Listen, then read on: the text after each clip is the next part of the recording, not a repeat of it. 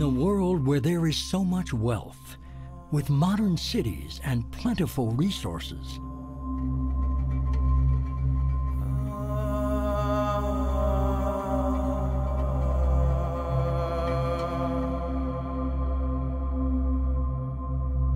how can we still have so much poverty, where so many people must live on less than $1 per day?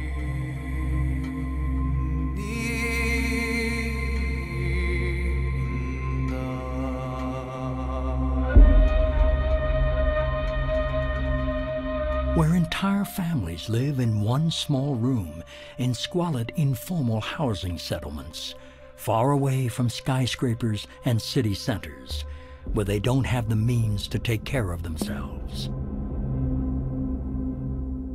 Hobbes's statement of the life being nasty, brutish, and short is a characterization of poverty.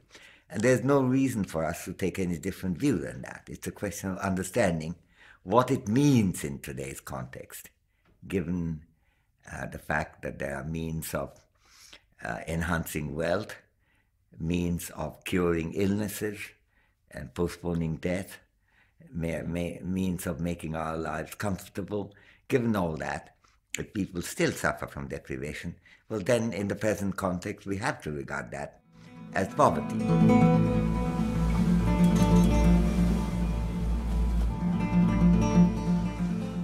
Meu marido está desempregado faz 5 anos e é isso, ele vende água mineral R$1, né? Pra gente sobreviver e a gente... Eu trabalhava fazendo entrega de gás. Eu trabalhava lá em Suape, mas como agora a venda de gás aumentou e os pessoal, a população diminuiu, pronto, aí foram cortando e estou aqui vivendo como pode. Antes a gente não morava aqui não, a gente morava na beira da praia.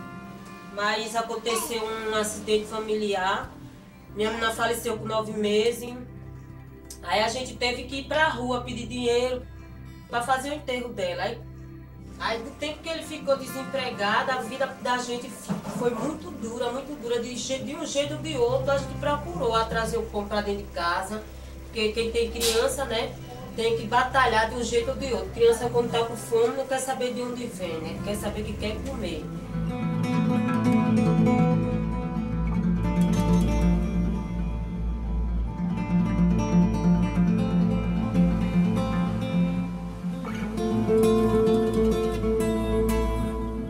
24,000 people die every single day from hunger and hunger-related diseases, at least 24,000. And that doesn't need to happen. We have plenty of resources, so that shouldn't happen. It happens because of the system we've created.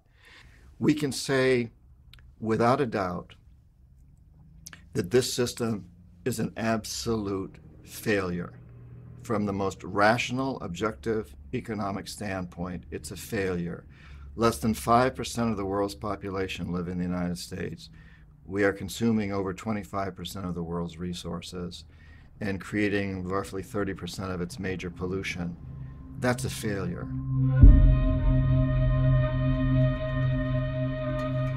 Where do we have to look to understand how it all started?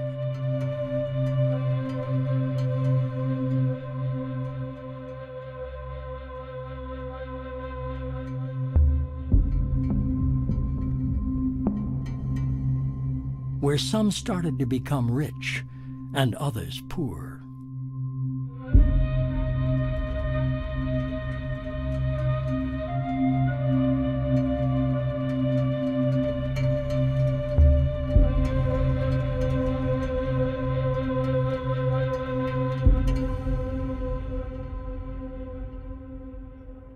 Je pense qu'il y a une date qui est tout à fait clé, c'est 1492, quand, à partir de cette année-là, les Européens interviennent d'une manière tout à fait brutale dans l'histoire des peuples de ce qu'on appelle aujourd'hui les Amériques. À partir de ce moment-là, on peut parler d'une globalisation, d'une mondialisation, parce que à peu près l'ensemble des continents de la planète au cours du XVIe siècle sont connectés les uns aux autres et de manière brutale avec une domination européenne qui va progressivement s'étendre ensuite vers l'Asie et vers l'Afrique. El proceso de construcción de este sistema mundo colonial moderno tiene ya más de 500 años. El sistema capitalista y la era de la modernidad comenzó con el momento en el cual se da la conquista, la colonización, el sometimiento de los pueblos de América por parte de los ibéricos. Y en ese momento comienza un proceso muy sistemático y muy continuado que tiene más de 500 años de expoliación de recursos, que es simultáneamente la colonización de seres humanos y la colonización de la naturaleza.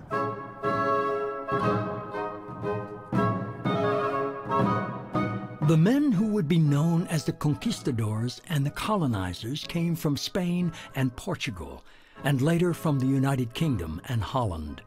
They stole all the riches of the Incas and the Mayas, all the gold and silver, religious artifacts, and jewels, and then started to confiscate the land, which destroyed the natural economy of the people. Such a practice had long started before in Europe, where the upper classes seized communal land from the poor families, thus depriving them of their livelihood.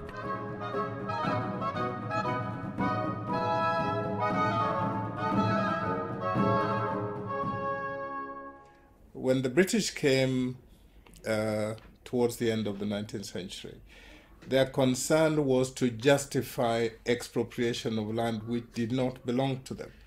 And the way they did it was to use their own legal system. They did this precisely through an advice that was given to the colonial government on the 13th of December 1897 that said that in countries where there is no settled form of government, the land belongs to the Queen of England. Having declared that there was no settled form of government, they appropriated ultimate title to the land. They passed laws that said so, and then they were able to give settlers freehold interest, 999-year leases, and other forms of leasehold. Unas cuantas familias tienen como una gran cantidad de tierras que ni siquiera las producen. Y en desmedro de quién, de los indígenas, de los originarios de estas tierras, que no pueden acceder a esta tierra. ¿Por qué? Porque la ley INRA decía que por cada cabeza de ganado se le otorgaba entre 5 y 50 hectáreas. Es decir, por una cabeza de ganado le pueden justificar 50 hectáreas de tierra.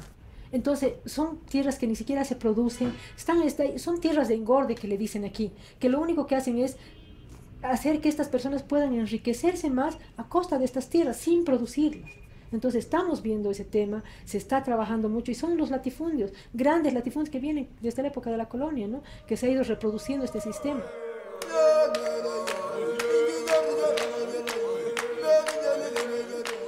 Land was confiscated and appropriated by the conquistadors and the colonizers throughout South America, Asia, and Africa, either by force or by imposing taxes on heads and huts that the people couldn't pay. Today, more than 500 years later, and dozens of years after the independence of their countries, people still don't have their lands back, which are still in the hands of large landowners and transnational corporations.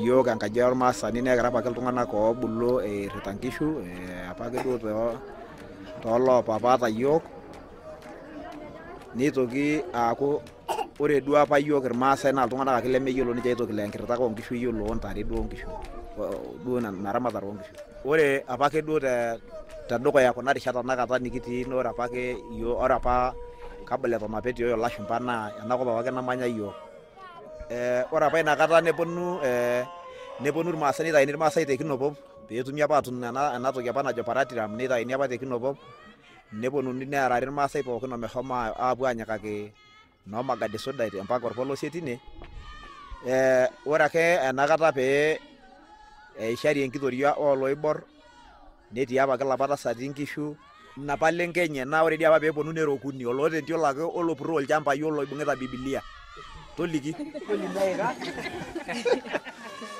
azote dai nenda kunena la engilizana nende hingizana nenda kunena la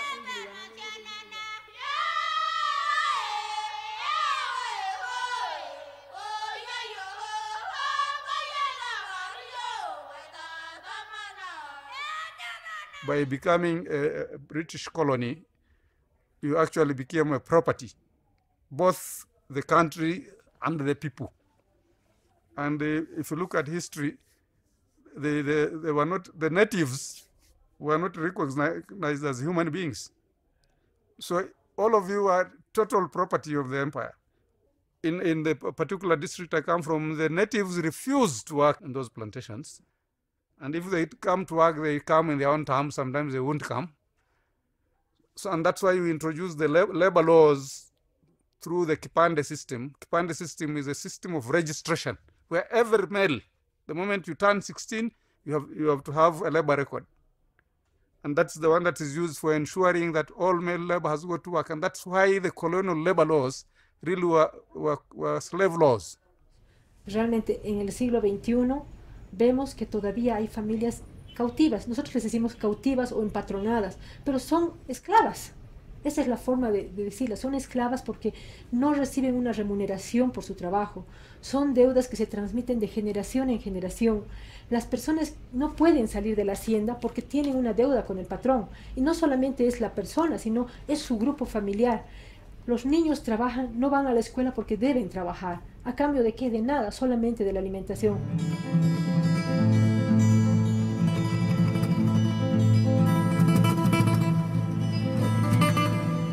Having had their natural economy destroyed, forced the people to work for their new masters. It is estimated that today 60 to 80 million people still live in slave-like conditions all over the world. They work sometimes with their families in rural areas, on plantations, and in mines, as well as in cities, in exchange for food and shelter.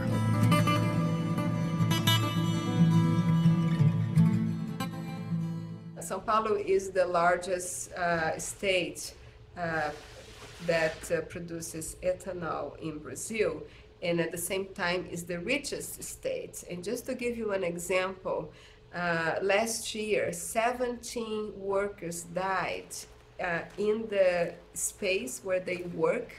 They die of exhaustion. Another 419 workers have died in consequence of their work.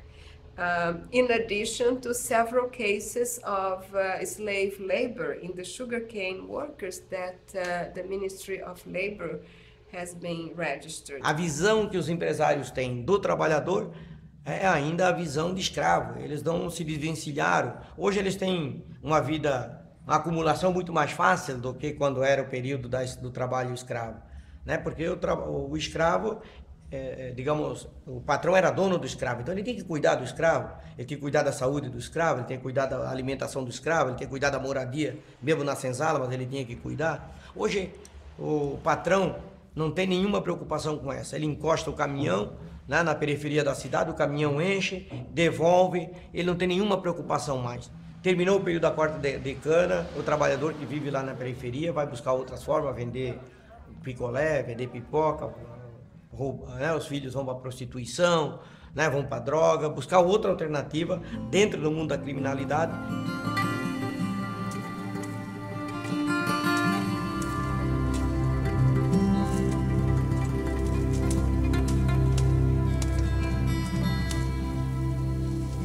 Chegamos aqui, a gente viemos com uma boa promessa para aqui, né? Que ia ter aqui tudo em dia, garrafa, bota, tudo em ordem. Quando a gente chegamos aqui, não encontramos. Entendeu? Para se levantar aqui de 1 hora da madrugada. O fogo não é bom mesmo, porque é 4 bocas de fogo para cozinhar para bem 80 pessoas. Tem que se levantar de 1 hora da madrugada para fazer o café, porque senão a gente sem tomar café. E a água que a gente toma banho lá só tem ferrugem. A gente toma banho hoje, no outro dia a gente já está doente. E a gente para receber o material, como recebendo de pouco a pouco. o chapéu, depois veio as botas, e assim mesmo ainda tem gente aqui que trabalha descalço, porque não tem o material completo. Faz 4 meses que eu trabalho nessa firma, nessa usina, e eles pegaram minha carteira profissional, não me entregaram ainda. Eu já falei com todo tipo de chefe, ele fica só me cozinhando e não me dá minha carteira de volta. Mas sempre as horas de chegar é 3h30, tem gente que chega de 4, mas 2h30 para as 3 estamos chegando no barco. Para eu poder ganhar uma diária por dia, eu tenho que cortar 40 braças até 32 braças quando está essa cana aqui forte desse jeito. Até 32 braças pelo salário. Se eu não cortar, eu não ganho um salário não. Dá R$12,34.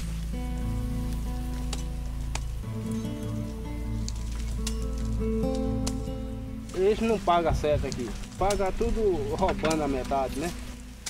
Não, o que a gente come é fuba mesmo, que é o comer do pobre. Né? Fuba, às vezes uma bolacha que a gente traz, né? Compra. E o feijão mesmo, quando deixa para cozinheira, tem muito que deixa. Eu mesmo não... Tenho 6 filhos, e o que eu ganho aqui, se eu for comer tudo aqui, eu vou para casa sem nada. O problema é o seguinte, o problema é porque ele arruma terra, tem a casa para morada, né? Porque hoje em dia o pobre que não tem uma casa para morar, se estiver pagando aluguel, ele é um pobre de esmola, entendeu? Ele é mesmo que um congelado. Porque hoje em dia quem tem uma casinha para morar, 4 que para ver debaixo de pagar aluguel, ele pode dizer que é rico. E isso realmente é o que tem. Porque a pessoa trabalhando nisso aqui não tem condição de ganhar a vida. Desse jeito, é por isso que o mundo é infestado de ladrão. É modo disso, matando a pessoa. Emprego.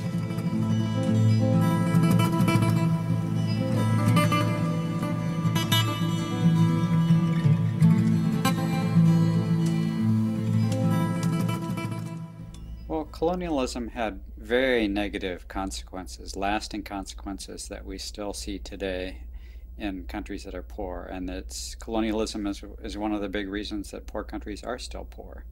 It left a legacy of violence because the most obvious example of which is the slave trade, that millions of Africans were captured, kidnapped, and taken across the ocean under horrific conditions to be slaves for the colonial powers. I think we have to start from what the prerequisites of capitalism are. Capitalism cannot operate without free labor. Labor is a key cost of production. So, to the extent that what we're talking about here is an expansionary capitalism, it will always be looking for those circumstances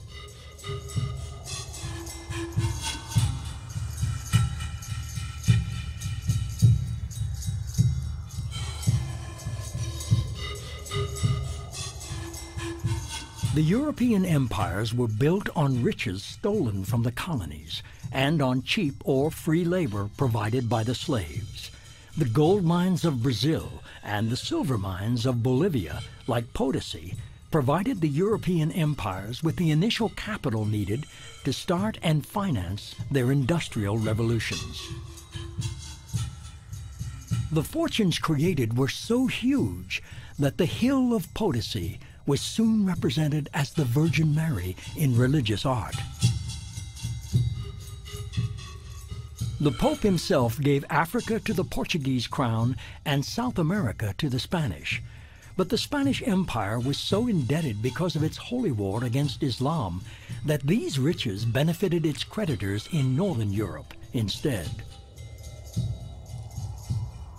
La transferencia de recursos que hubo en esa época, de recursos de oro, pero fundamentalmente de plata, pero también de los llamados vegetales preciosos, sobre todo la caña de azúcar, fue una condición vital de la acumulación de riqueza que se dio en los Países Bajos, que se dio en el Reino Unido y que fue una condición de la extraordinaria riqueza que sirvió de punto de partida para el proyecto colonial inglés y para la revolución industrial, para las dos cosas simultáneamente. La Hollande, c'était un pays d'1 million d'habitants, dans une région absolument pas favorable, avec à peu près aucune richesse naturelle. Et la thèse des néoclassiques ou des néolibéraux, c'est de dire, mais voilà, c'est bien la preuve. Un peuple élu, finalement, mené par la religion protestante, dans les conditions les plus adverses, devient un des plus riches de la planète. Et donc c'est qu'il a adopté un système économique supérieur au système des autres. Ce qu'on ne nous dit pas, c'est que les Hollandais étaient des vrais sauvages dans la manière dont ils exploitaient les colonies d'Asie et qu'ils ont pris tout ce qu'ils pouvaient en Asie et que c'est sur la base du commerce qu'ils faisaient des produits qu'ils importaient d'Asie qu'ils ont accumulé des richesses extraordinaires et qu'à un moment donné, Amsterdam est devenue la capitale financière du monde avant que ça se transfère à Londres.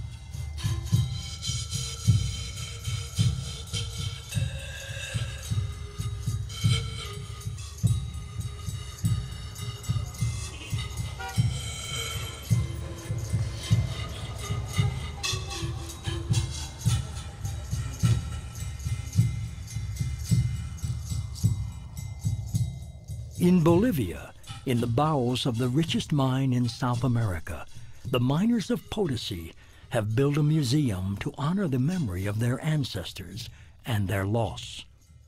Y una ley que pone muy malo para nosotros se llamaba la mita. La mita consistía en trabajar dentro de la mina por 6 meses sin salir al exterior. Las personas tenían que dormir, tenían que comer y trabajar dentro de la mina, sin salir al exterior. Por eso muchas personas han muerto trabajando en las minas.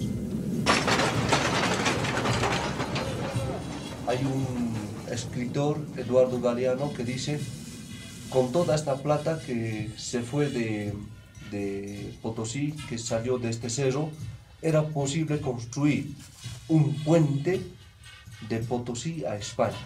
Entonces imagínense cuánta plata ha salido de esta montaña.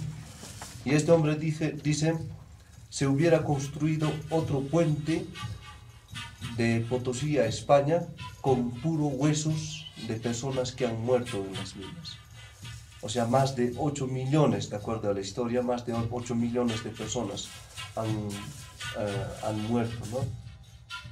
Antes, como no había dinamita, no había mucha tecnología, era muy importante mano de obra.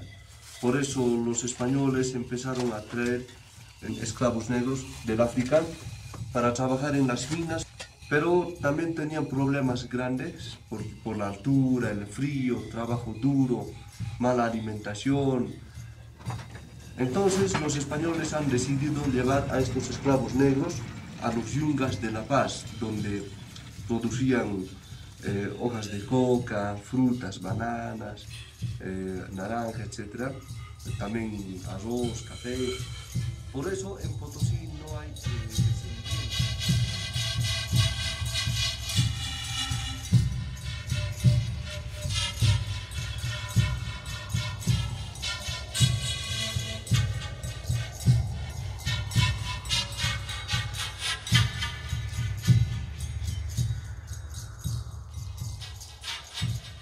Les Européens auxquels se sont ajoutés assez rapidement l'Amérique du Nord, et puis plus tard, dans la deuxième moitié du 19e siècle, le Japon, qui est devenu elle-même une grande puissance coloniale, qui a fait beaucoup de mal en Asie au cours du 20e siècle, se met en place donc à partir de la fin, dans la deuxième moitié du 19e siècle, ce qu'on peut appeler la triade, à savoir Europe occidentale, Japon, Amérique du Nord, qui commence à dicter au reste de la planète les règles du jeu et impose un modèle économique qui est le capitalisme.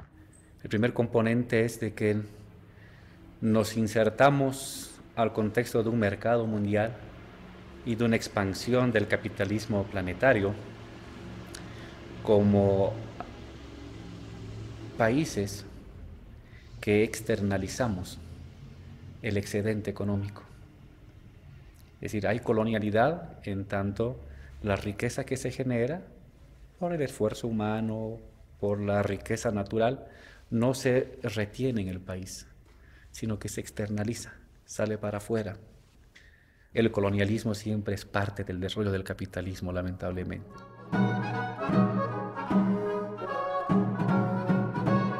To To maintain this level of wealth extraction, the conquerors needed to keep their colonies in a state of dependency. They assigned a function to each country or region as the producer of certain minerals or a certain crop, like tea, coffee, cocoa, or sugarcane, that could be exported back to the mother country. This imposed monoculture plunged these countries into a locked economy and into a state of total dependency.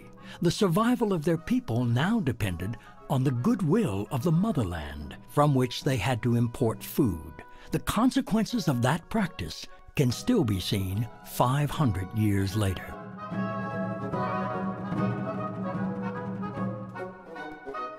Dada ya la liberación de independencia, no hubo liberación económica, porque nosotros dejamos de ser una colonia de España para ser una colonia de los ingleses primero y después una colonia de los Estados Unidos de Norteamérica.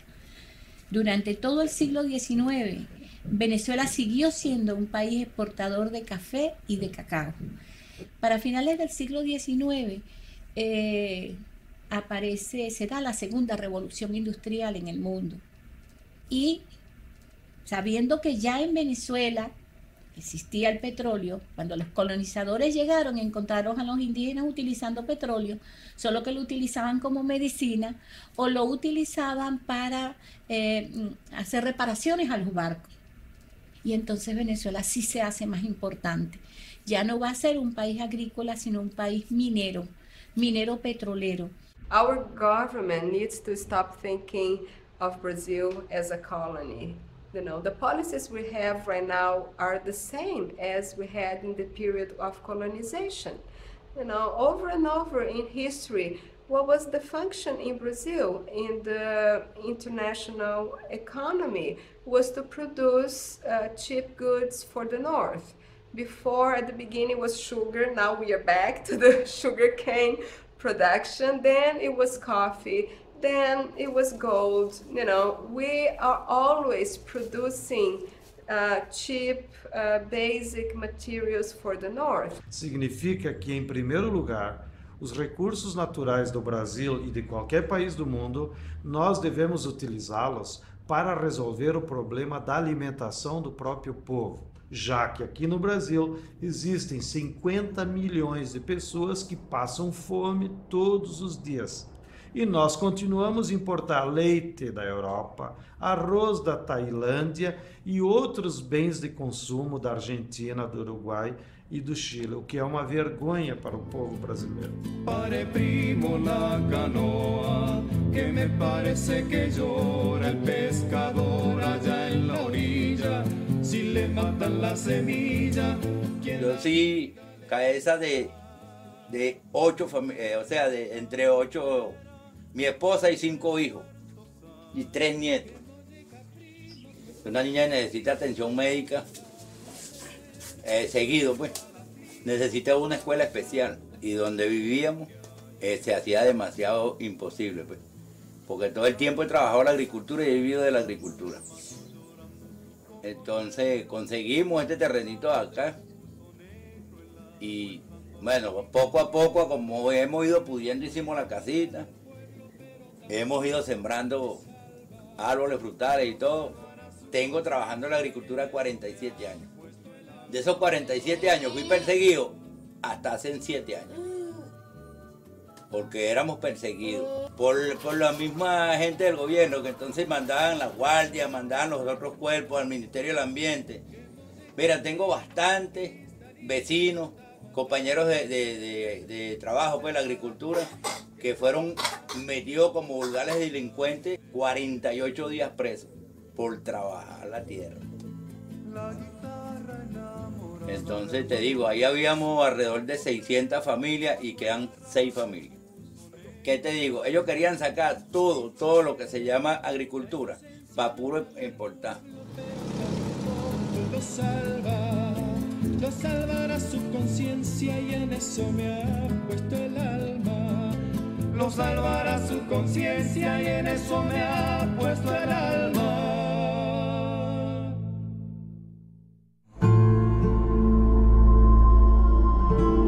Having obtained natural resources and free labor, The Europeans now needed to create new markets for their own productions.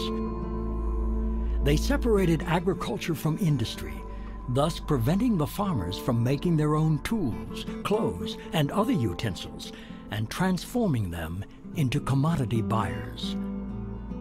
All existing industries were destroyed, and the colonies were forced to buy manufactured goods and equipment from their colonial masters.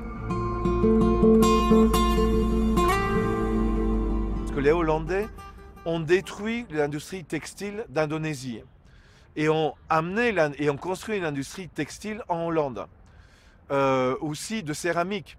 Et des textiles et des céramiques qu'on vous présente comme des produits hollandais, c'est en fait des techniques qu'ils ont copiées en Indonésie, notamment à Java, les ont amenées en Hollande et ont fait la richesse de l'industrie. Destruction des structures politiques, des structures sociales, des structures, des savoir-faire aussi. Je pense à la destruction de l'artisanat indien, la fameuse phrase de Marx parlant des plaines du Gange qui sont blanchies par les ossements des tisserands indiens. C'est très précis. En XVIIIe siècle, l'industrie textile indienne était nettement supérieure en qualité à l'industrie textile britannique. Les Britanniques ont détruit l'industrie textile indienne et ont interdit qu'à l'intérieur de l'Empire britannique, on puisse importer des draps et d'autres produits manufacturés des colonies. Et donc on a tout produit à Londres, en copiant aussi les techniques indiennes.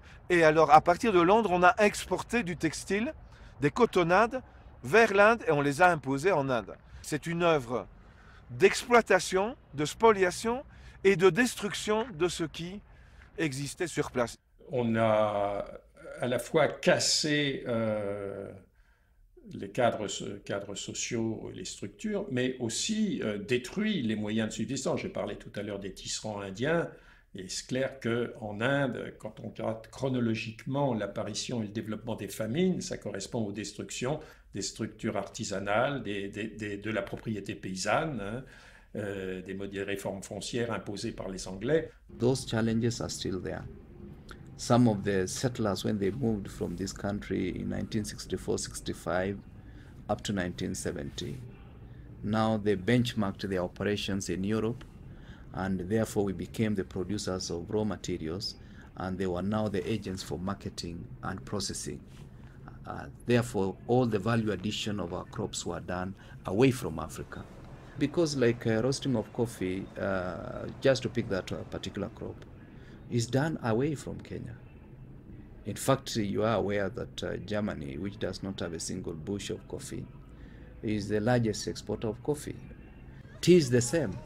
The tea that you consume in Sudan, you take it first to Europe, then Lipton brings it back to Sudan and a number of other countries in Northern Africa and a number of other countries. One of the legacies of colonialism is that the poor countries of the Third World are continuing to export raw materials, and the countries of Europe and North America produce and export finished products. This stems from a practice that was developed long ago, and the intention was to make sure that the countries of the Third World remain backward and remain dependent and are never able to develop. So to this day, they are continuing to survive on the export of raw materials. That has always been to the disadvantage of the country exporting the raw materials, and it gets worse each year.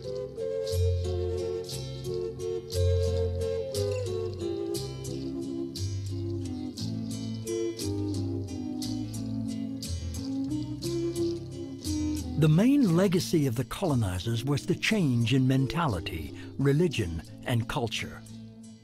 They came with a Bible in one hand and a rifle in the other, preaching the exclusivity of salvation and imposing Christianity by force upon all, destroying every indigenous religious item they could find.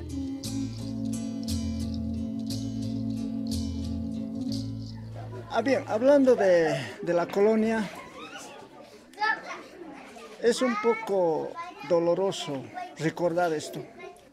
Desde ese momento hemos olvidado nuestra cultura, nuestra lengua, nuestro idioma, nuestra escritura.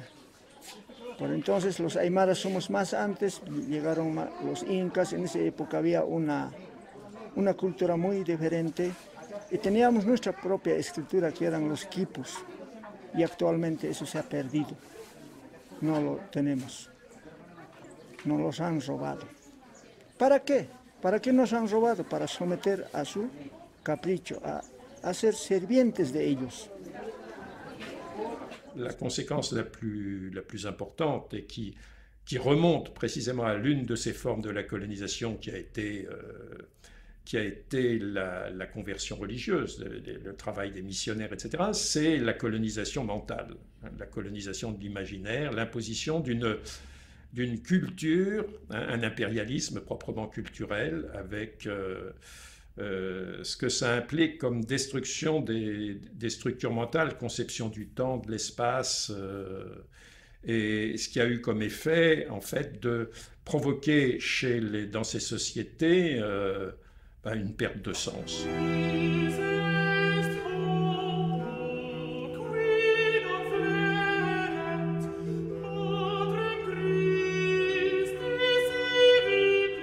The conquistadors and the colonizers introduced the concept of superiority in terms of race and culture, in which the indigenous people were considered objects destined by God to slave for the white man.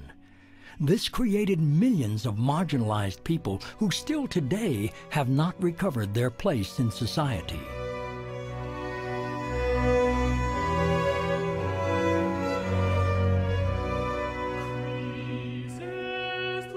During colonial times, no equality would be tolerated between the white man and the colored one, either in church or in state.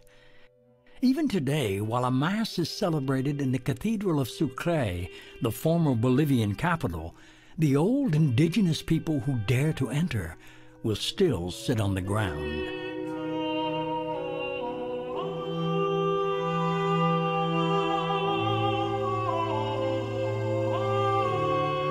At the same time, in the next-door chapel built for the indigenous people, a local band tries to recapture their lost culture and traditions.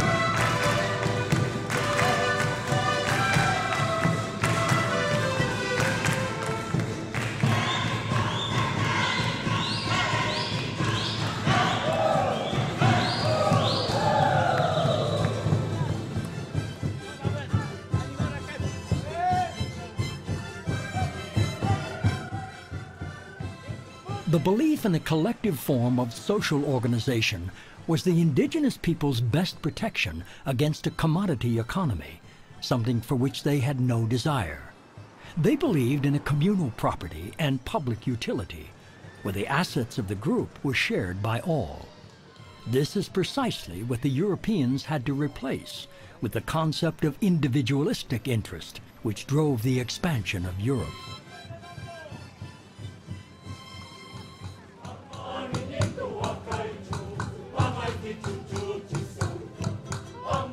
Part of the purpose of Europeans in the early age of exploration was to take Christianity to people around the world. At the same time this was developing, a new form of Christianity was emerging that was very individualistic, and this was closely associated with an individualistic view of property. There had always been some element of private use, of individual families using property, but it was always tied to some communal affiliation. With the modern idea of private property, it meant that someone could use property without any obligation, any reciprocal relationship to community. You owned it, you could use it any way you wanted, and you didn't owe anyone anything. In a sense, this was a system of everyone for himself, and you could say this is the beginning of capitalism. So during this period, we have a marriage of a religious idea of individualism with the idea of individualism in owning private property. I mean, you may not be able to abolish poverty and have usher in the golden age by just saying, eradicate private property, everything will be all right. That won't work, and we have to recognize that it won't work, and the temptation to go in that direction may have to be restrained by realism.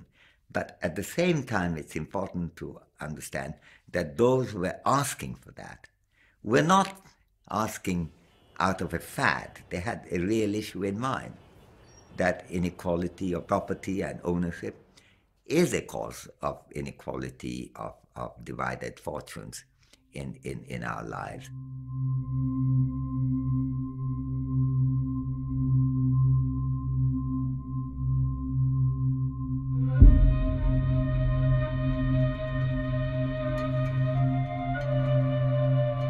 The accumulation of resources in the Northern Hemisphere created this huge imbalance, making the North extremely wealthy, allowing Europe to develop its industries and to create consumer societies, while people living in the South became destitute, only able to watch their natural economy being destroyed and replaced by a commodity economy.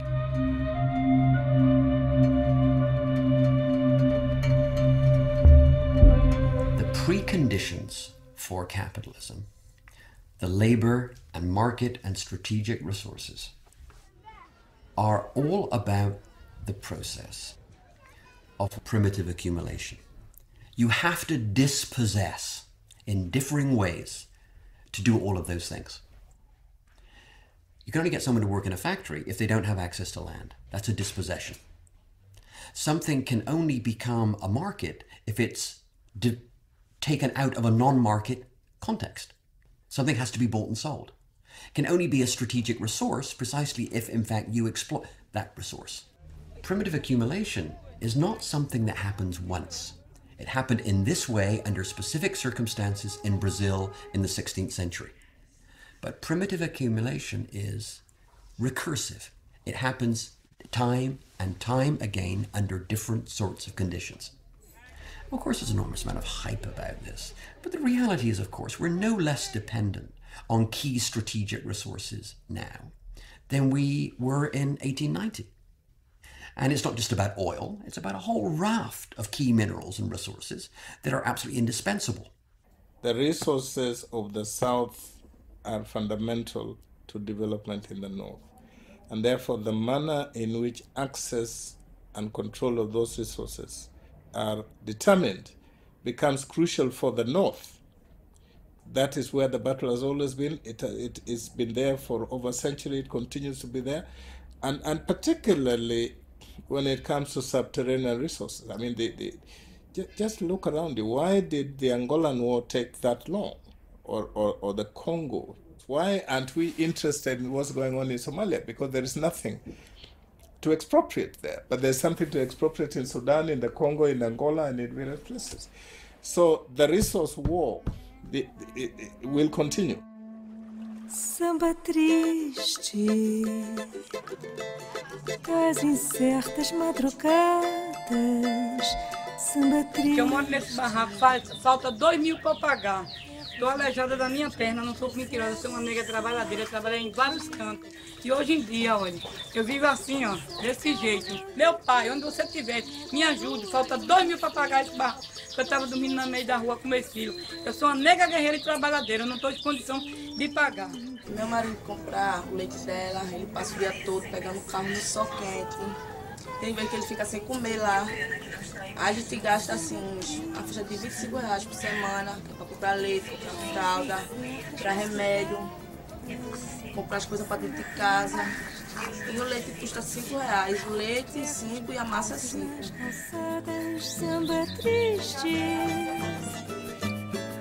de São Paulo na neblina. Muita gente que não tem um pão de cada dia em casa, não é isso? É, sou tapioqueira, me parece, mãe. Eu tô em casa, né? É? Ai, quando tá fraca, eu vendo 10, vendo 7, vendendo. Às vezes só vendo 2, às vezes não vendo nada e volto. A de coco é R$1 e a de queijo com coco é R$1,50. Não, a vida da gente é sempre assim. A gente não tem trabalho, ganha uma verba muito pouca e assim vai passando até o dia que Deus quiser e o povo grande, né? Das incertas madrugadas, samba triste, ecos de passos nas calçadas, samba triste de São Paulo na neblina. À partir de la fin de la Seconde Guerre mondiale, on a commencé à mettre fin aux empires. Les États-Unis, d'ailleurs, qui avaient peu de colonies et qui regardaient avidement les colonies britanniques, françaises et japonaises, étaient pour l'indépendance des pays en se disant on va, après leur indépendance, les contrôler d'une autre manière. Et c'est effectivement ce qui se passe aujourd'hui. Les pays sont formellement, politiquement indépendants, ils ont leur propre gouvernement, mais ils sont dans un ensemble institutionnel qui réintroduit une forme de néocolonialisme, puisque toute une série de politiques qui sont appliquées dans les pays du Sud, endettés, sont dictées à partir de Washington, du siège de la Banque mondiale, du Fonds monétaire international, ou doivent se soumettre aux règles adoptées dans le cadre de l'Organisation mondiale du commerce basée à Genève. Well, this sort of world order that the West and basically the United States and to some extent Western Europe have tried to maintain, it's very post-colonial in the sense of we don't try to directly politically control these countries, but we want to integrate them into an international economic order and to some extent political order. And so even the very definitions of development, the very definitions of local industry and so forth, it's all geared in a very natural way to the needs of the North and extracting resources, extracting cheap labor, not creating genuine foreign competition. So if you're going to have cars produced in Africa, we'll come do it for you there and we'll use your workers and so forth.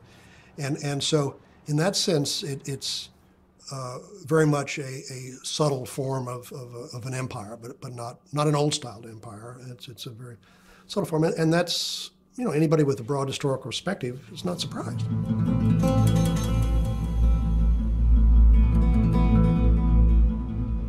When the countries of the South won their independence, the accumulated debts of the colonial powers used to open new markets were transferred to the newly formed governments in total violation of international laws.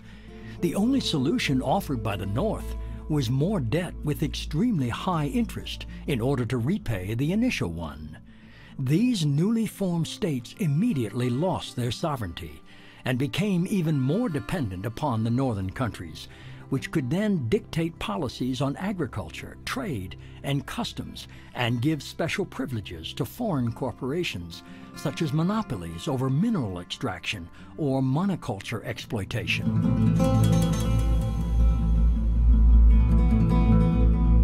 Les États indépendants sont nés avec une dette dès le départ, qui a permis à la Banque mondiale de leur dire « Vous nous devez quelque chose, vous allez suivre nos conseils et on va vous dire comment vous développer ». Et alors là, on est dans les années 60. Et la Banque mondiale dit aux pays du Sud « Endettez-vous un maximum pour construire de grandes infrastructures de manière à exporter vers le marché mondial vos richesses naturelles. McNamara, qui est devenu président de la Banque mondiale à partir de 1968, il lance l'idée qu'il faut combattre la pauvreté, mais en même temps, il faut soutenir d'énormes projets. Le barrage d'Inga sur le Bas-Congo, des méga projets énergétiques qui vont augmenter encore l'endettement des pays du Sud. We will identify a country, usually a developing country, that has resources we covet, our corporations covet, like oil.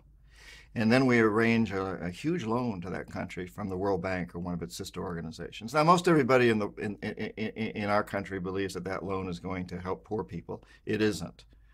Most of the money never goes to the country. In fact, it goes to our own corporations. It goes to the Bechtels and the Halliburtons and the ones we all hear about, usually led by engineering firms, but a lot of other companies are brought in. And they make fortunes off building big infrastructure projects in that country. Power plants, industrial parks, ports, those types of things. The country's left holding this huge debt that it can't possibly repay. So at some point, we economic hitmen go back in and we say, you know, you can't pay your debts.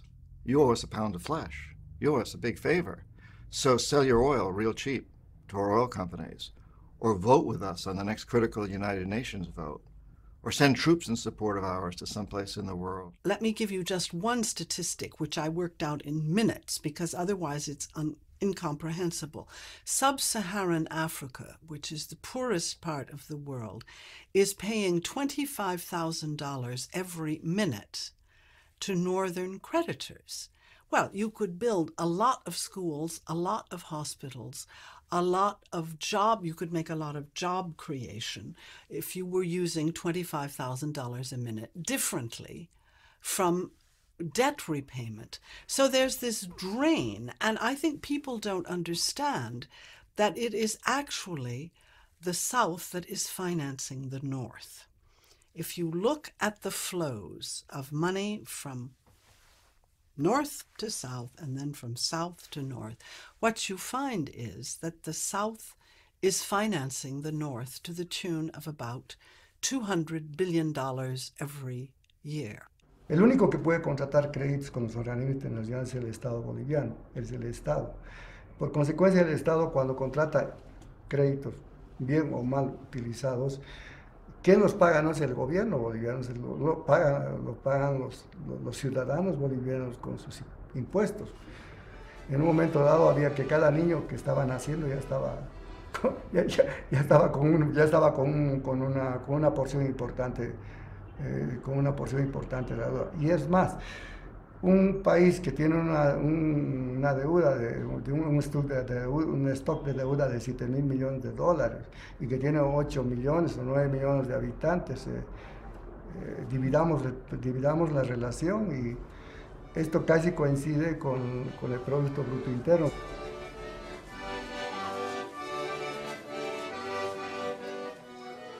By analyzing poverty into those three elements, I think we can also begin to understand why poverty is so much more extreme in third world countries in the South than it is in the first world countries in the North.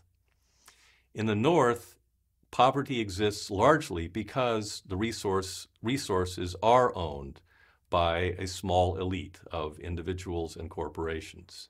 In the South, the same is true. The resource division is equally skewed towards a small elite. But the South also faces the continuing problem of unbalanced trade and the problem of debt.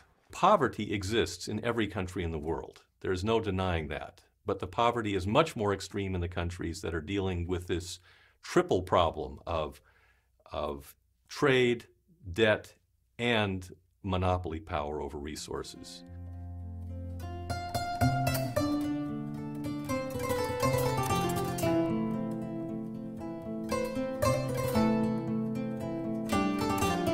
By the beginning of the 20th century, the entire Third World had been split up among the powers of the North.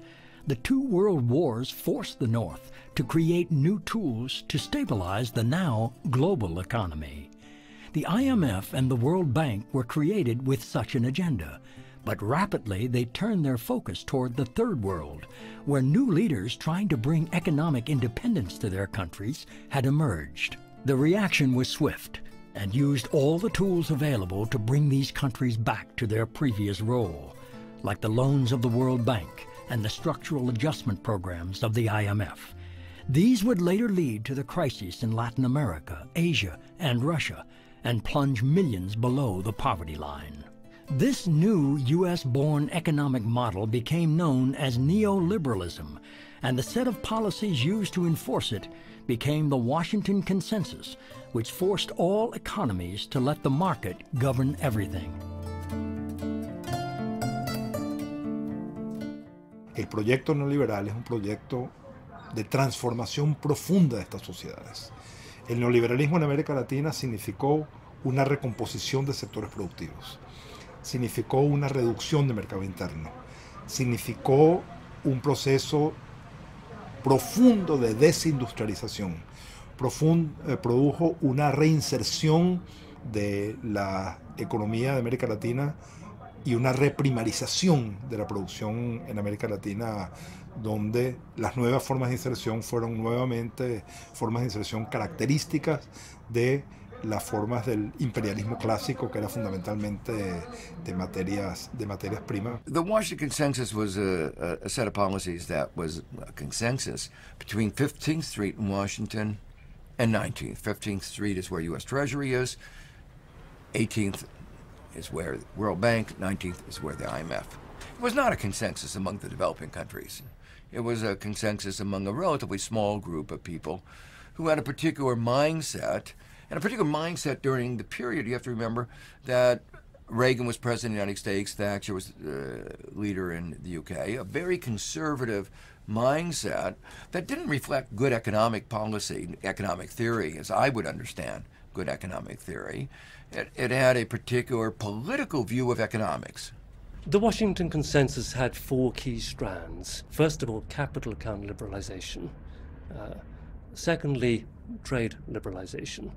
Thirdly, reduce your taxes, stimulate growth, follow the Laffer curve, a bit like following the yellow brick road. It led nowhere at all, but tax revenues went south for most developing countries, particularly in Africa.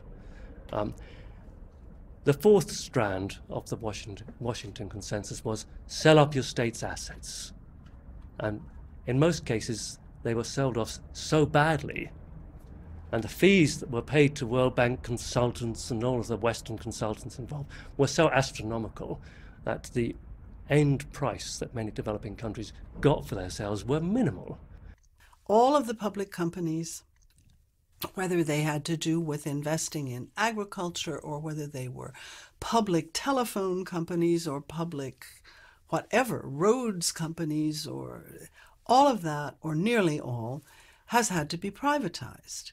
So there again, you get an opportunity for private companies to extract wealth.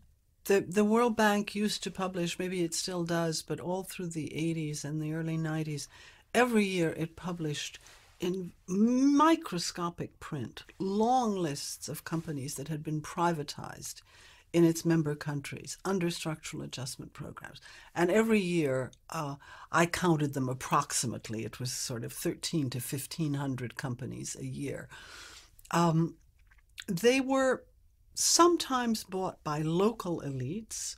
They were often, particularly the larger ones, bought by our own transnational corporations. Bolivia became the lab rat. Bolivia was absolutely the chief test lab in South America for these policies of privatization, market fundamentalism, the things that led to the water revolt, that led to all of these issues here in Bolivia. And that's really the trajectory of how Bolivia got here historically. En el caso de las líneas de tren, de la línea férrea, prácticamente han desaparecido. Después de que se ha privatizado, después de que se ha capitalizado. Hoy día no tenemos, por lo menos en el occidente, no hay más trenes. Se ha desmantelado todo. Hoy día, no hace mucho, hace el mes anterior, si mal no me equivoco, teníamos unos cientos de trabajadores con 7 meses, 7 meses sin pago. O sea, se ha destruido el país, esa es la consecuencia de la privatización.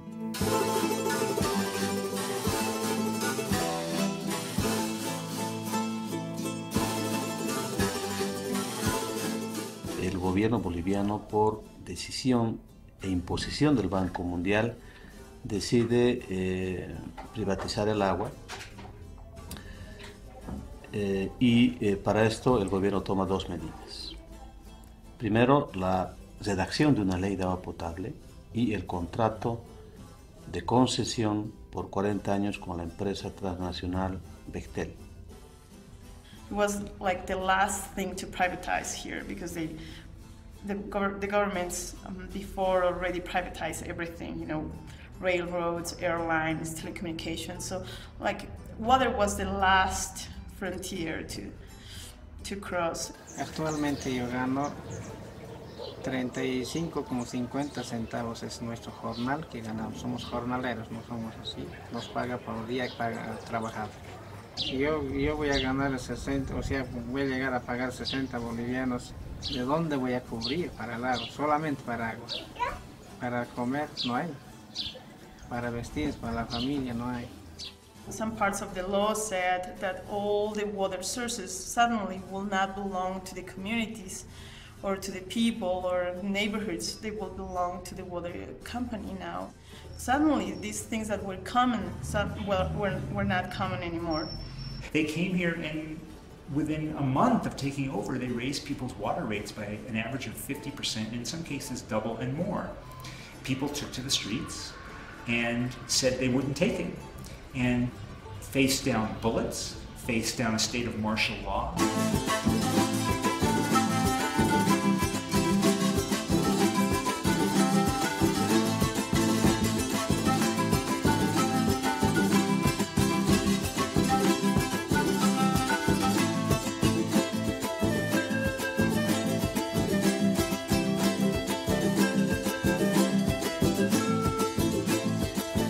Ese llamado no solamente afectaba a las cooperativas o los pozos de agua, sino que también estaba incluyendo en las aguas de lluvia inclusive.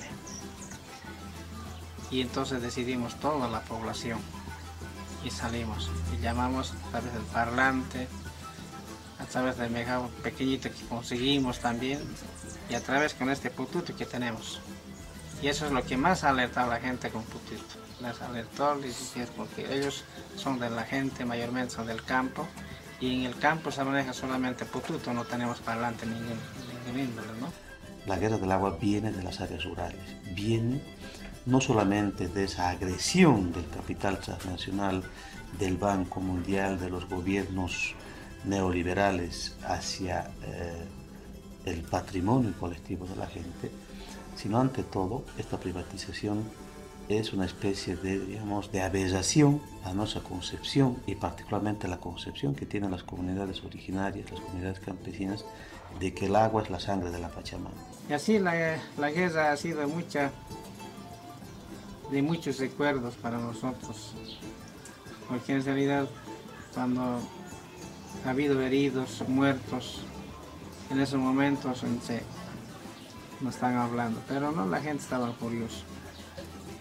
Era morir o vivir. Era uno de los dos. En realidad, para mí, no se podía dejar, digamos, para nuestros hijos, hijos de mis hijos también, dejarlos así, porque todos vivimos del agua.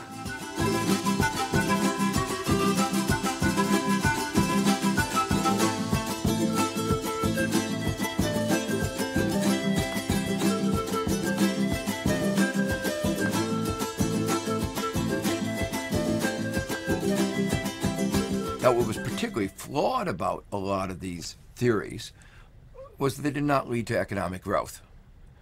And that suggests both, to some extent, flawed economics, but also an important role for interest. Take the most dramatic example of this, capital market liberalization, opening up capital markets to the free flow of short-term capital. You can't build a factory on the basis of money that can come in and out of a country overnight. The IMF tried to change its charter in September of 1997 to force countries to liberalize, to open up their capital markets. At the time they did it, they had no evidence that it would promote economic growth, and there was ample evidence, both in the World Bank and elsewhere, that it led to more instability. And yet they pursued it. And my interpretation is because Wall Street wanted it. The IMF and the World Bank, by liberalizing capital flows, opened up a wholly new criminal environment where capital could be shifted into tax havens around the world and evade tax. And this has happened on a truly astonishing scale. And to give an idea of the size of this movement, the most recent estimate of the volume of capital now held offshore by rich individuals is 11.5 trillion US dollars, and a stunningly large figure. And for those people who want to tackle poverty, this raises intriguing questions, because if we were able to tax that capital at even a very modest rate, at 30% on the income, we would be able to raise at least $255 billion a year of extra tax revenue around the world, which could be used for all sorts of brilliant purposes, but it would more than pay for the Millennium Development Goal program of tackling poverty. La Banque mondiale et le FMI exigent une augmentation des impôts indirects, payés essentiellement par les pauvres. Exigent que les pauvres payent pour pouvoir être éduqués, pour pouvoir être soignés. Le résultat, c'est une privatisation de la santé, une privatisation de l'éducation. Le résultat, c'est que dans beaucoup de pays d'Afrique, quelqu'un arrive à l'hôpital dans des conditions dramatiques et on le met dans la salle d'attente tant que la famille n'a pas réuni l'argent pour payer la salle d'opération. Et la personne, une fois sur 3 ou une fois sur 4, décède sans avoir reçu aucun soin. The health system, where people used to get drugs free of charge, now they have to go and pay.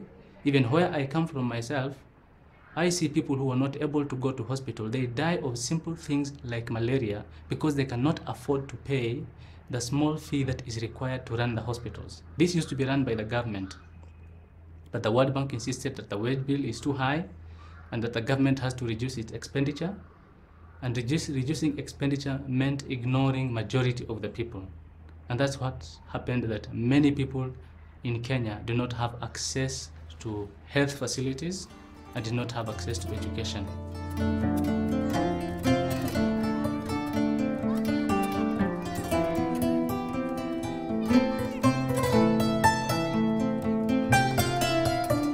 We are 3 children.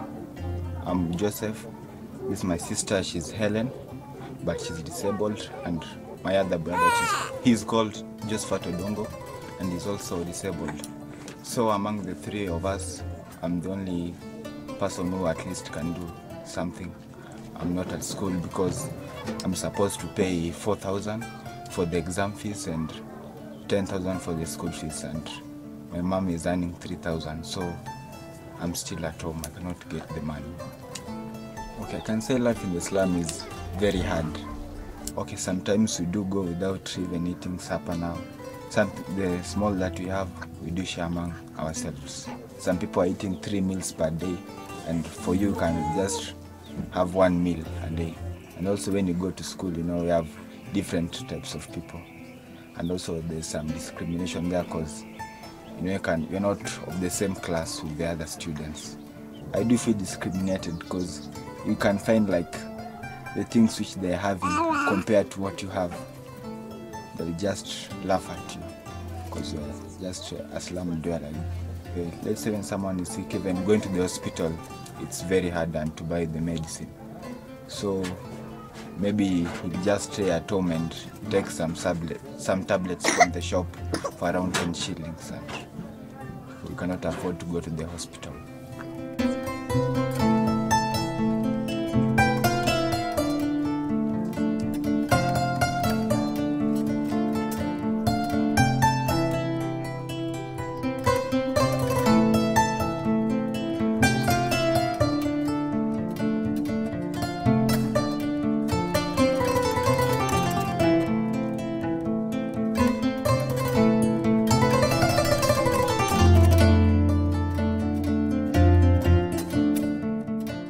There's a great irony today that the developed countries of the world are talking about free trade as if that's the solution to the problem of poverty in the world. Much of the history of the last couple of centuries has been an effort of countries to become economically independent through tariffs, to be able to develop manufactured goods. The economies of Asia most recently developed in large part because of the ability to, or East Asia, I should say, developed in large part because they developed behind tariffs. And then once they developed to a point where they were able to enter the world economy on the same footing as everyone else, then they removed the tariffs. Now, because the United States and the European powers have prevented third world countries from doing that, and in fact are imposing tariffs to prevent the import of the finished goods from third world countries, and in fact are not practicing free trade, it's all a way of keeping the third world countries in their place and preventing them from ever developing. In some countries, rapid liberalization of trade has meant that corn farmers have to compete with heavily subsidized corn. Their income goes down up to 50% as a result of that competition. Sugar, each of the commodities we can talk about, the liberalization of the market, opening the markets to highly subsidized agriculture, drives down the price and forces these farmers out of business, or if they stay in business, leads them to have much lower income. Another example is intellectual property. The intellectual property regime has made access to life-saving drugs much more difficult for the poor countries. It was essentially signing a death warrant on thousands of people.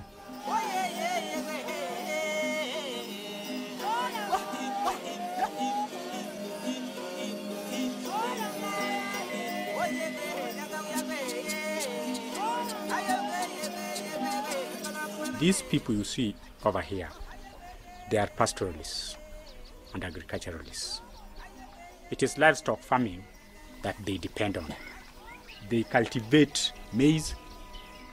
Now all those is gone. Now, come the year 2003, they told us that government is coming to invest here. Instead of seeing government, we saw a very unique company. This is a company from USA, Edmond, Oklahoma, USA. The company is called Dominion Group of Companies. This company is investing here, is in collaboration with Kenya government to invest here. Wan kaka jomodak e area ni, wabedo kwang'iyo loso gik moko kaka lote makonyowa koka pesa kata gik moko kaka cham makonyowa koka yo chiemo. To kuom haw marach ni waneno mana ka Dominion beto, to Dominion guro beacons, to dakika mogik Dominion yawo pigni.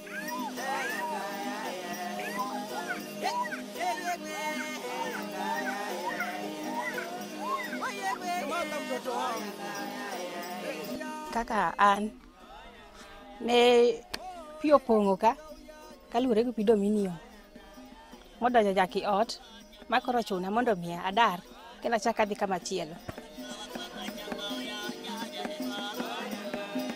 Hii yote ilikuwa chakula huku, wote paka huku kulikuwa chakula. Sasa hii vyote vimeenda na maji. Tokisopidho tonyo wono biro maduong' ero mogoli ero.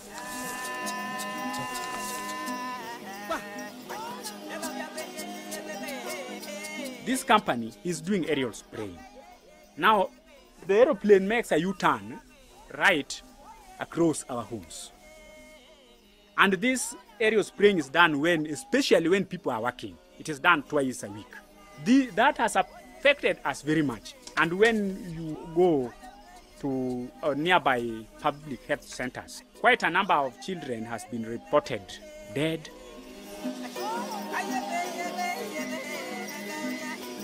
Donge kane pi biro ne nyaka winj koyo, malaria, nobet mang'eny, suna, jamba be ne othote nikech kaka ne pi odonjo mopong'o jamni e duol. Jamni go othote, maonge kata achiel modong'. And it's quite unfortunate that what he produces there, the little that he produces there, are not sold to us. They are ferried to America. They are taken back to America. So we, the local people, the land is ours. We gain nothing from that land. It is the American government gaining, and maybe some corrupt government officials. So we are now subjected to a life of servitude in our own ancestral land. And we don't feel like moving away from that land. This is our ancestral land, and whatsoever we won't move out of this land.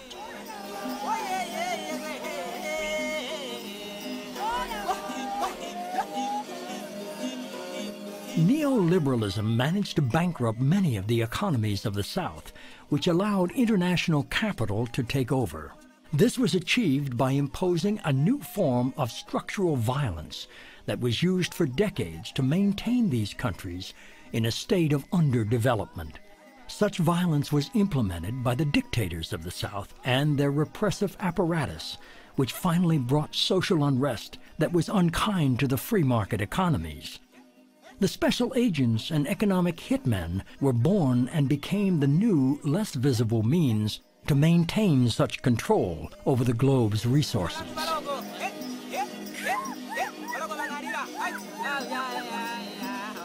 If we don't like what a democratically elected leader of another country is doing, for example, opposing the exploitation of oil in his country, someone who looks like me will walk into that president's office.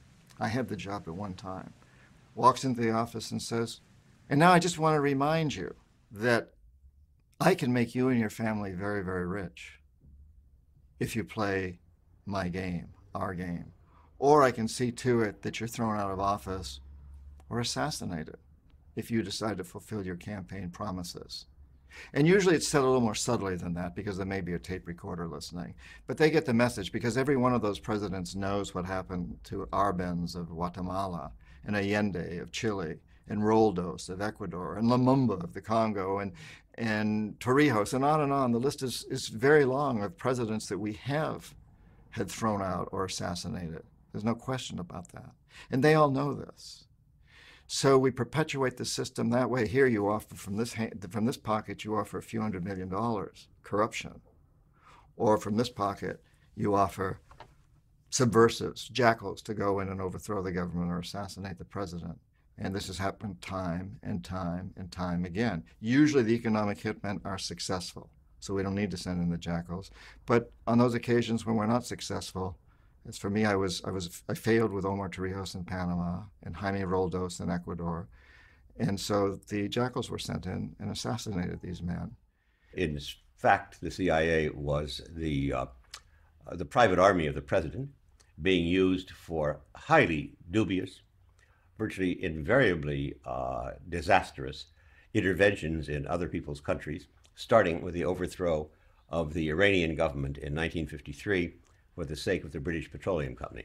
We declared that the elected prime minister of Iran, Mohammad Mossadegh, was a communist. The Pope would have been a better candidate. That is to say, he was simply trying to regain some control over Iranian oil assets, and the British wanted him out and talked Eisenhower into doing the dirty work. We did the same thing in Iraq under Qasem, who was a very popular president of Iraq and decided that he wanted to get more of the profits from Iraqi oil to go to the Iraqi people, not to the foreign companies. So we decided he had to go. He had to be assassinated. We sent an assassination team in the early 60s. It was headed by a young man at the time who failed and got wounded in the process and had to flee the country. That was Saddam Hussein. He was our hired assassin. He failed, so the CIA went in directly and had Qasem publicly executed on Iraqi television and put Saddam's family in power. There is no question that over the years, the government has used its imperial apparatus for economic purposes, for the advantage of American firms.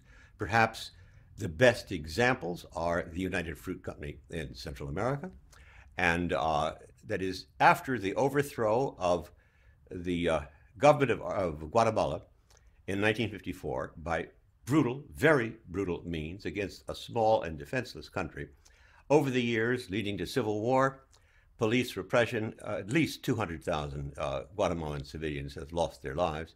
All this was done because the United Fruit Company objected to some rather modest proposals for land reform. You could carry it on to the CIA's intervention against Allende in order to bring to power probably the most odious military dictator in the Cold War period, General Pinochet.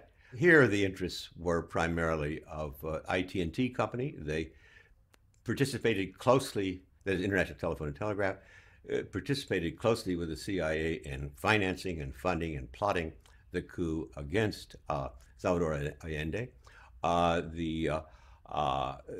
Also equally in Chile, the mining interests of the big copper firms.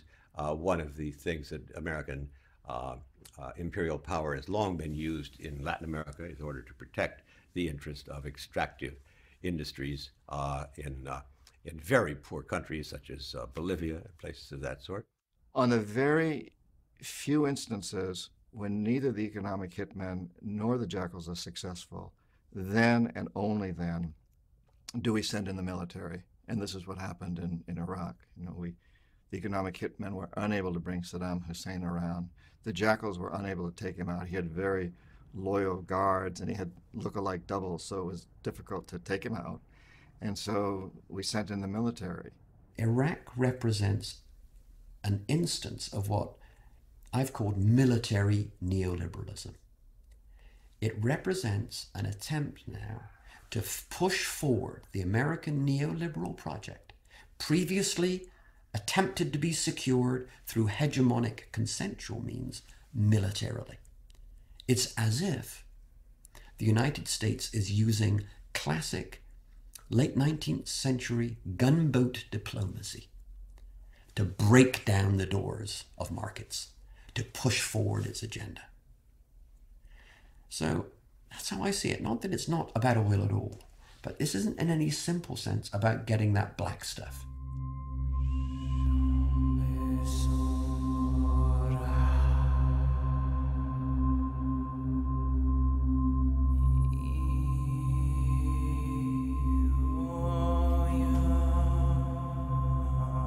For decades, poverty reduction and development programs have failed to confront the different forms of power and the structural violence that hold more than 2/3 of the world in dire straits. Our chosen economic model has created a global situation in which today, less than 25% of the world's population uses more than 80% of the planet's resources, while creating 70% of its pollution.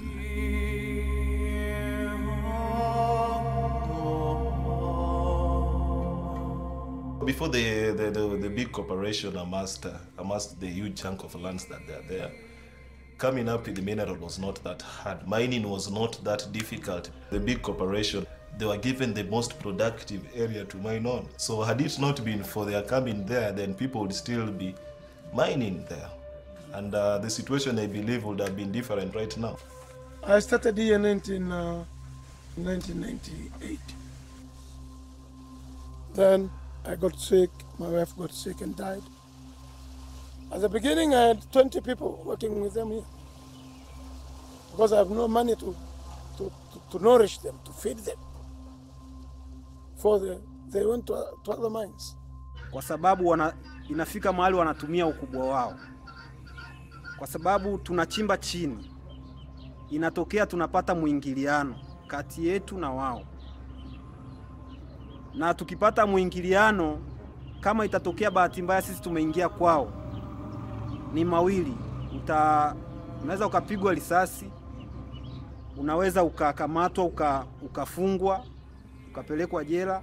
Sasa yani, na wakati kama tungekuwa na mahusiano mazuri, kwa vile kule ni chini na hatuonani, tungekuwa tunakaa pamoja tunaangalia kwamba nani kazidi huku, tunapata usuluhisho.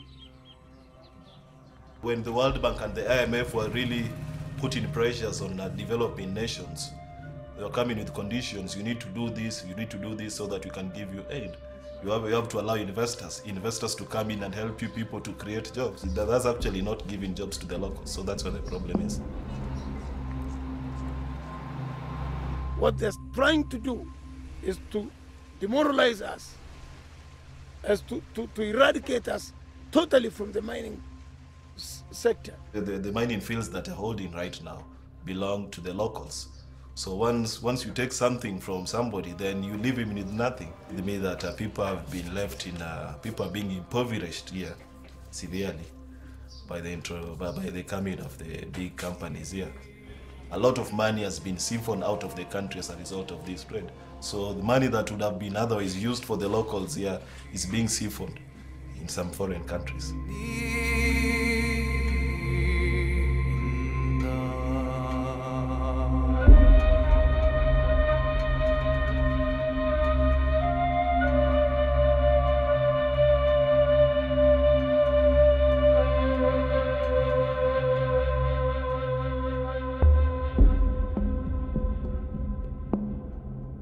What I find very disturbing in all this is that there is an implicit assumption, although it's not always mentioned, that the kind of development that is taking place is going to lead to the sacrifice of some people.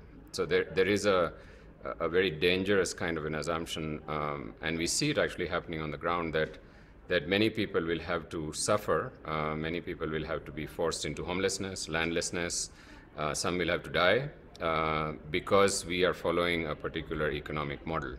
And we will get to those people when we will get to them. So I think the old concepts of trickle-down theory, the old concepts of growth for the sake of growth are all very much alive. And this is very disturbing because we have evidence from around the world, whether you look at Latin America or Africa or Asia, that these policies have not worked. How is it possible to explain the paradox of poverty? How is it that in countries in which there is growing wealth, there are actually more poor people than there were before? In short, how is it that we can explain why trickle-down economics does not work? Why doesn't wealth trickle down from the rich to the poor? There are a fixed amount of natural resources in the world, and those who own the resources, land, air, water, and so on, are able to charge higher and higher prices for them as an economy develops. In order to understand that, I think it would be useful to consider a fictitious example of what would happen if we lived in a society in which there was only one oasis that had all the water, which everyone had to come for their water supply. If a single person owned that water supply, that oasis, we would all be forced to pay as much money as we were able to for that water. Now, further imagine that if you lived in that society and you were having to pay huge amounts for some resource that could in fact be owned by all because it came from nature, and there's no particular reason for one person to own it. After a while, or perhaps even in short order, you would begin to feel intense resentment, and you would begin discussing among your fellows, what should we do about this? And you can imagine that there would in fact be an eruption of violence as people began to try to overthrow the people who owned that resource and take it. You take away their resources so you can have it, so what do they get left? And as time goes on and that resource no longer is so valuable, gold, nobody really cares that much about gold these days, which is what the conquistadores were after. But today those same countries, a lot of them have oil. And so we took away all their gold, we destroyed their cultures, and now we're saying, and now oil's the big one, and we're going to take that too, or gas, or whatever, or water, whatever. And yeah, you perpetuate this terrible system of poverty and this system of desperation and anger. Terrorism is directly linked to our policies with resources. In a number of these countries, the governments are authoritarian, are dictators, and they're supported by the West because we think that this is the way to protect our access to the resources. And for the population, they've associated dictator and the West. It's very interesting that if you look at the societies with the least equal distribution of income, they tend to be the most violent. There's a very small correlation between absolute poverty and crime. There's a strong correlation between unequal income distribution and crime. So you look at the poorest societies, they're not at all the ones that are the most violent. It's the ones that have the biggest discrepancy in incomes that are the most violent.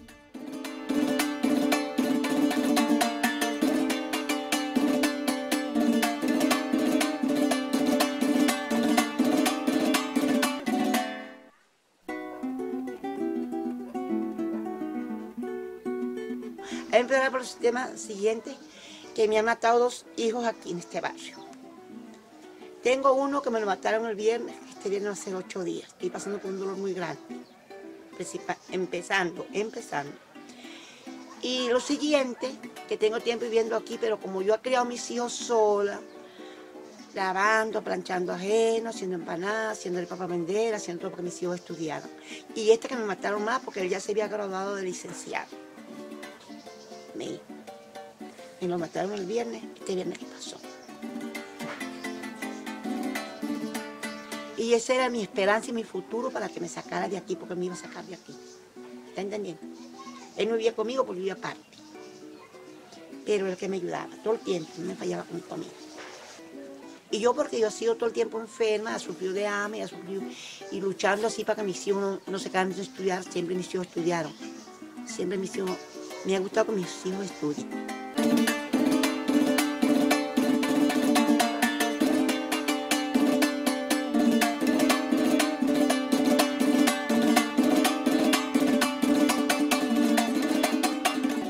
Poverty in the world cannot possibly be eliminated unless the poor themselves say, we insist on justice, not charity.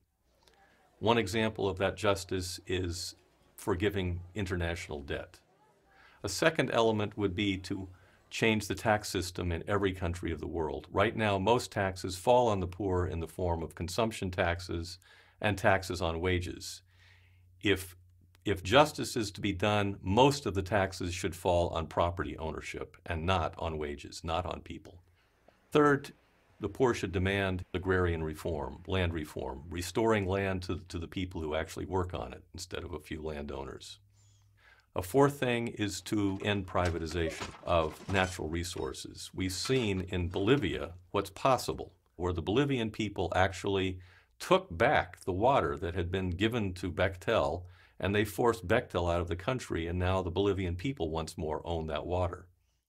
No solo lo que se narra como cuento histórico y como mirada de futuro para los países del sur es una ficción, sino que esta narrativa impide el reconocer que la apropiación de recursos por parte de quienes en el planeta utilizamos los recursos más allá de lo que nos corresponde, hace imposible que las condiciones de vida de la mayoría puedan siquiera llegar a un nivel de dignidad. As long as you can dump it, as long as you can kill Iraqis rather than increase the price of gas, and as long as you only get Bangladeshis or poor people in New Orleans to pay the price instead of you having to drive less and take the metro or the bus or walk, our society is geared toward that choice. And the poor people and the helpless people and the unlucky to be in the places that will be in the front line will pay that price first. Famines are effective market solutions. They reduce demand. So if we leave it to the markets, that's what we have. If there's not enough food, then some people will die, and that reduces demand and the market is balanced. It's an effective market solution. So if we want to avoid such radical solutions, we need to find ways to redistribute and share what we have, and get that those that use a lot more start using less, so that there's still enough for everybody. The resources of nature are given to all of us, and yet a handful of people and corporations have control of them, oil companies being a prime example that everyone is familiar with. If we could enable everyone to benefit from those resources, we could end poverty. And the way to do that is by restoring the idea of the commons. It means that the value that is currently gotten from those resources, that is currently being privatized in the hands of the corporate shareholders of oil companies or mining companies or real estate syndicates and so on, instead of it being privatized, it would be made available, be shared by all. That's basically what the commons means.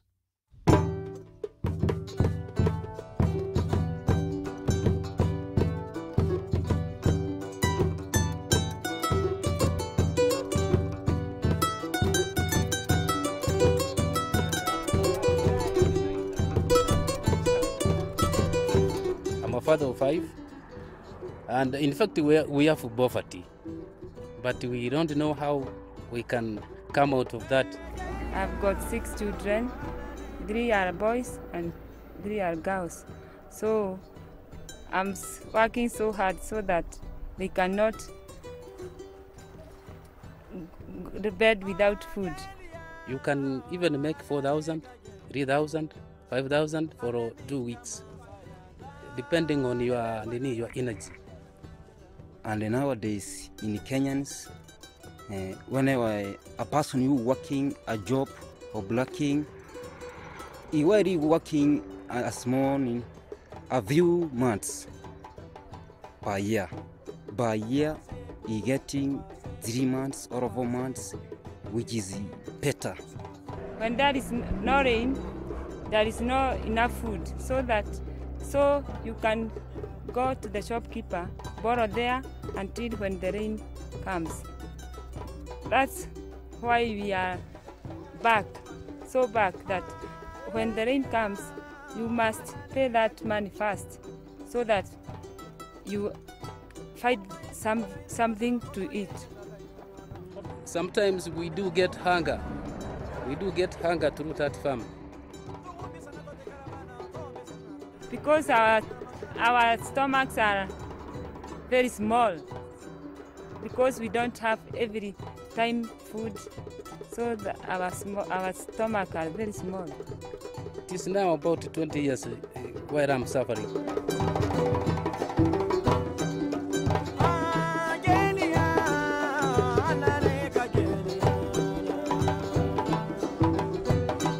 Our chosen economic system always was, and still is, financed by the poor. They did so first by giving up their land and their access to natural resources, then by financing its expansion through debt repayment, unfair trade, and unjust taxes on their labor and consumption.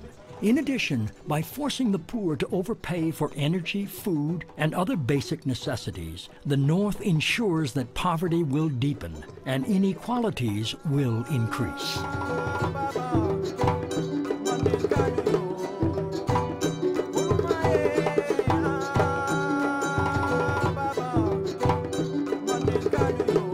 Il s'agit de sortir de la croissance comme du sous-développement, c'est-à-dire bien évidemment, notre décroissance, au sens où notre réduction de la pression de notre mode de vie sur les écosystèmes est la condition pour qu'eux puissent avoir un poids plus élevé. Vous pensez qu'à l'heure actuelle, si tout le monde vivait comme les Américains, il faudrait 6 planètes, mais si tout le monde vivait comme les Burkinabés, un dixième de planète suffirait. Donc, pour que les Burkinabés puissent légitimement consommer une empreinte écologique soutenable, il faudrait qu'on consomme moins, puisque d'ores et déjà, on dépasse, en moyenne mondiale, on dépasse d'environ 30% la capacité de régénération de la biosphère.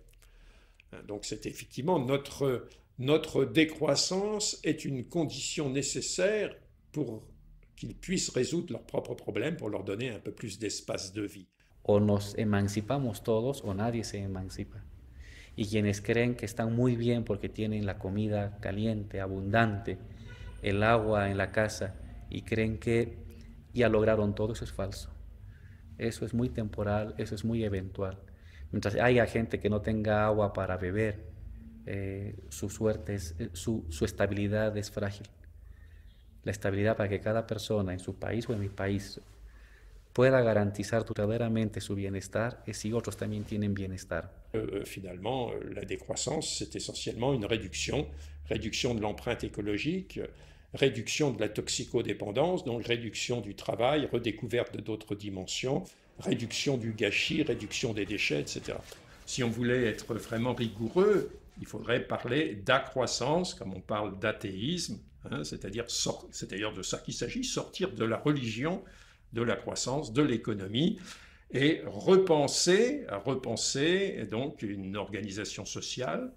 Alors je dis souvent aussi, la croissance, c'est pas une alternative, c'est une matrice d'alternatives, c'est sortir de ce totalitarisme économique pour réouvrir la voie à une histoire plurielle, hein, chaque groupe humain, chaque société devant définir au fond sa propre civilisation, sa propre culture, ses propres valeurs, les retrouver ou en réinventer d'autres.